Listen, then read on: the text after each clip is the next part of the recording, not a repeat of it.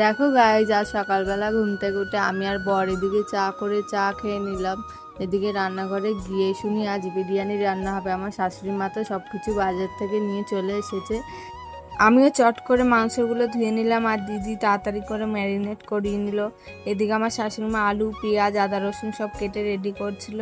আমি আদা আর রসুনটা আলাদা করে বেটে নিলাম। শুকনো লঙ্কা আর জিরেটা আমি মিক্সিতে বেটে নিলাম, একটুখানি জল দিয়ে ভালো করে মিক্স করে নিচ্ছি।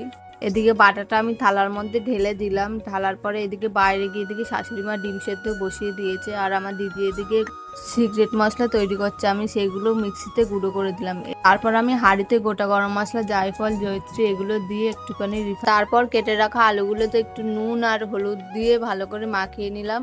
এদিকে দিদি বাইরে কড়াইতে তেল বসিয়ে দিয়েছে। তেল গরম হয়ে গেলে আলুগুলো ছেড়ে দিল। এদিকে লাল লাল করে আলুগুলো ভেজে নিয়ে একটা থালায় তুলে রাখলো।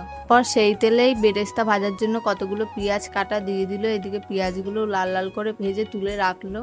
তারপর আরেকটু কড়াইতে তেল দিয়ে সেই তেলে পেঁয়াজ দিয়ে বেটে রাখা মশলাগুলো দিয়ে ভালো করে কষিয়ে নিল।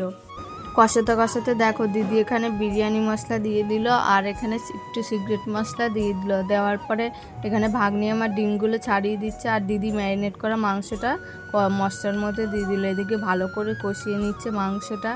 দেখো এখানে চাল ভেজানো হয়ে গেছে আর ডিম ছাড়ানো কমপ্লিট। এদিকে বর আমার উনুন থেকে মাংসটা তুলে এনে গ্যাসে বসিয়ে দিল। তারপরে দেখো এদিকে কষানো মাংসতে দিদি আলুগুলো দিয়ে দিল, দিয়ে ভালো করে একটু কষিয়ে ঢেকে রাখলো। তারপরে জলের হাঁড়িটা মা এদিকে বসিয়ে দিয়ে ঢেকে দিল। আমার বর এদিকে মাংসটা ঢেলে দিচ্ছে।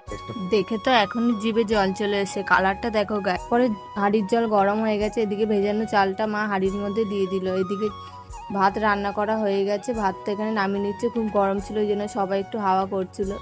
চালটা আমরা ঘরে নিয়ে চলে আসলাম পাকার তলায়, ভালো করে একটু ছড়িয়ে দিচ্ছি চালটা। তারপর একটু তেল গরম করে হাঁড়িতে দিয়ে দিল। এদিকে দিদি রং গুলে নিচ্ছে, একটুখানি ভাতের রংটা মিশিয়ে দিল।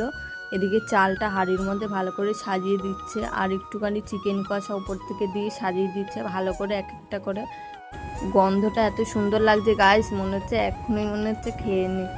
এদিকে ওপর থেকে বেরেস্তা ছড়িয়ে দিল। তারপরে ওপর থেকে একটু দুধ দিয়ে দিল, দিয়ে বিরিয়ানি মশলা আর একটুখানি সিক্রেট মশলা ছড়িয়ে তারপর এদিকে একটু কেওড়া জল, একটুখানি মিঠা আতর দিয়ে দিল দিদি আর ওপর থেকে একটুখানি গোলাপ জল দিয়ে দিল। ঘি ভালো করে ছড়িয়ে নাড়াচাড়া দিয়ে এদিকে বিরিয়ানির হাঁড়িটা উনুনে বসিয়ে দিল। তোমাদের ভিডিওটা ভালো লাগলে লাইক, কমেন্ট, চ্যানেলটা অবশ্যই সাবস্ক্রাইব করে দেবে। এদিকে দেখো আমাদের বিরিয়ানি করা হয়ে গেছে। আমরা এদিকে সবাই খেতে বসে পড়েছি।